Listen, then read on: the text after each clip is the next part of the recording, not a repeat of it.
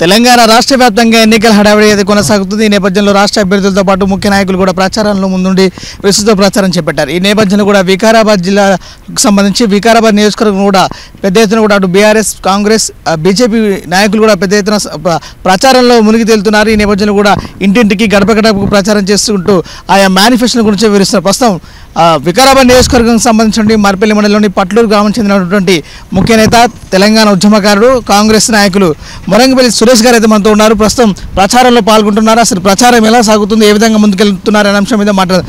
Sir నమస్తే. నమస్తే అండి. ఎలా ఉంది ప్రచారం, ఎలా ముందుకు సాగుతుంది, ఏ విధంగా రెస్పాన్స్ వస్తుంది? చాలా బ్రహ్మాండంగా ఉంది. ప్రజలు కాంగ్రెస్ పార్టీకి బ్రహ్మరథం పడుతున్నారు. ఏ గడప గడప పోయినా కూడా కాంగ్రెస్కి పూర్తిగా మద్దతు తెలుపుతున్నారు.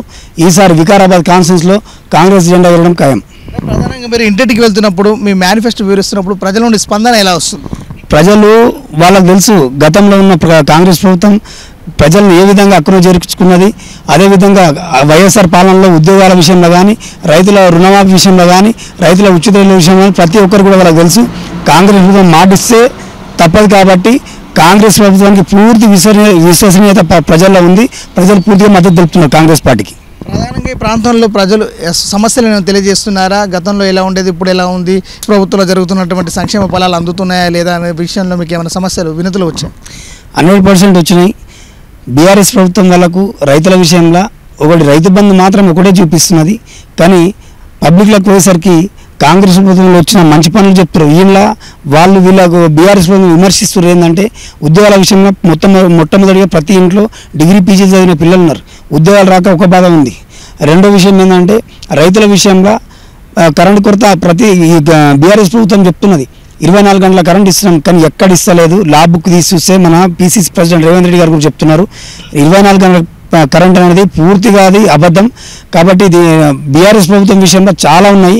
అదేవిధంగా వర్గాల విషయం వర్గపూర్వ విధంగా తీస్తున్న విలేజ్లలో కళ్యాణ లక్ష్మి మా దగ్గర కూడా అన్న కళ్యాణ లక్ష్మి అని కాంగ్రెస్ కార్యకర్తలకు మీరు చెప్తున్నారు. ఏ పార్టీలకు ప్రతి పార్టీకి ఇస్తున్నాం బీఆర్ఎస్ నాయకులు చెప్తున్నారు. కానీ కళ్యాణ లక్ష్మి విషయానికి వస్తే కాంగ్రెస్ కార్యకర్తలకు ఇప్పుడు మా ఊర్లోనే ఇద్దరు మీడియా ముఖంగా వాళ్ళని తీసుకొస్తాం ముందరికి. వాళ్ళ పిల్లలది ఎమ్మెల్యే క్యాంప్ ఆఫీస్లో ఈ రోజు కూడా కళ్యాణ లక్ష్మి ఆగినది.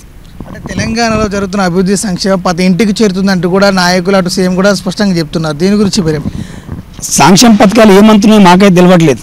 ఏమి ఇస్తున్నారు? పెళ్ళైనాక సంవత్సరం కళ్యాణ లక్ష్మి ఇస్తున్నారు. ఆ కళ్యాణ లక్ష్మి ఇప్పుడు మా ప్రభుత్వం కూడా ప్రవేశపెట్టింది. వాళ్ళు 1,00,000 పవార్ ఇస్తే 1,00,000 పవార్తో పాటు తులం బంగారం మేము పెళ్లి రోజు ఇస్తామని చెప్పేసి కూడా మా కాంగ్రెస్ ప్రభుత్వం కూడా ప్రవేశపెట్టింది. అదేవిధంగా విద్యుత్ విషయం తీసుకొస్తే ప్రతి వైట్ రేషన్ కార్డులకు 200 యూనిట్ల విద్యుత్ ఫ్రీ ఇస్తా అంటున్నారు.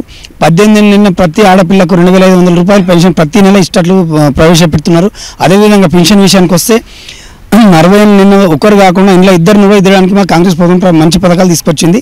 ఈసారి ఈ పథకాలను చూసి పబ్లిక్ కూడా కాంగ్రెస్ ప్రభుత్వానికి పట్టం కడుతున్నారు. ఈసారి ఎలా ఉండబోతుంది, పోటీ ఎలా ఉండబోతుంది?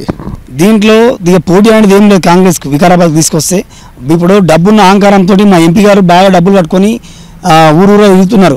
వార్డు మెంబర్లకు 10,000 అంటున్నాడు, ఎంపీటీసీలకు 1,00,000 రూపాయలు అంటున్నాడు, సర్పంచ్లకు 2 లక్షలు అంటున్నాడు, కొంచెం పెద్ద లీటర్ ఉంటే 5 లక్షలు కూడా ఇస్తున్నారు. గుళ్ళకు, గోపురాలకు మత రాజకీయాలు, కుల రాజకీయాలు బాగా చేస్తున్నాడు. కాబట్టి ఒకటి చెప్తున్నాను, ఈ రాజకీయాలు వీళ్ళ డబ్బుకు ఎవ్వరు నమ్మట్లేదు. మీకు 3 తారీఖు తెలుస్తుంది. 30 తారీఖు ఎలక్షన్ అయిపోయినా 3 తారీఖు రోజు వికారాబాద్ కాన్ఫరెన్స్లో కాంగ్రెస్ జెండా ఎగరడం ఖాయం. దీనిలో ఎంత మెజార్టీ వస్తుంది అనుకో? ఇప్పుడు మేము ఉన్న ఈ 5 మండలాల్లో పూర్తి ఎంక్వైరీ చేసినాం. దీంట్లో కొన్ని సర్వేలలో కూడా వెళ్ళింది.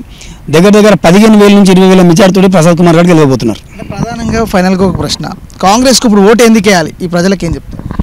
ఇప్పుడు వ్యవస్థ అనేది 50 ఏళ్ళ చరిత్ర ఉన్న పార్టీ కాంగ్రెస్ పార్టీ.